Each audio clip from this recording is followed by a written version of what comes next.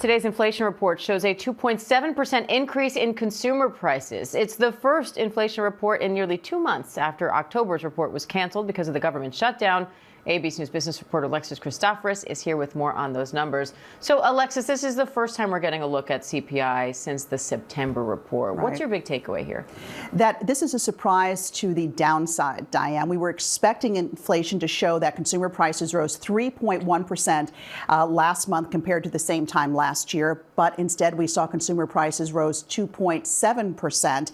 And if you strip out food and energy prices and you get to what they call the core inflation rate, it was actually 2.6%. So this report coming in a lot cooler than expected. And good news, no? Yeah, it is good news because it shows that a lot of companies are not passing those higher costs because of the tariffs on to consumers. I mean, we know some are, Macy's, Best Buy, among the retailers saying prices had to rise, but a lot of other companies are holding off on raising those prices. They still have bloated inventory from pre-buying ahead of the tariffs to get ahead of them.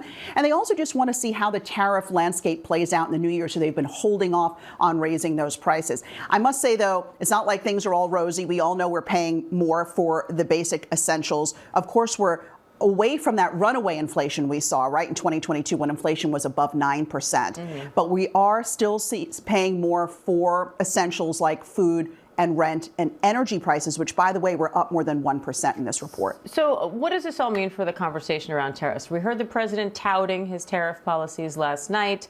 The big warning coming with them was this is going to increase inflation, and now, again, we're seeing it lower than expected. What's interesting is the Supreme Court has yet to decide on whether or not the bulk of President Trump's tariffs are legal, whether he had the authority to actually bring them down. So we could see some of the money that's been collected, but the government has collected because of the tariffs, sort of rolled back. So this is going to be, this is an unprecedented decision the Supreme Court has yet to bring down. But some are also saying that we could see inflation rise next year because if these tariffs are put in place and they remain, there's more certainty for businesses. And they might go, okay, if these tariffs are going to stick around for a while, we're going to have to start raising prices on consumers. So I think we're still in that wait and see mode. Although today's cooler report does give the Fed license to cut interest rates more next year because now they can focus on unemployment being weak as opposed to inflation rising. All right, Alexis Christoforous, thank you. You bet.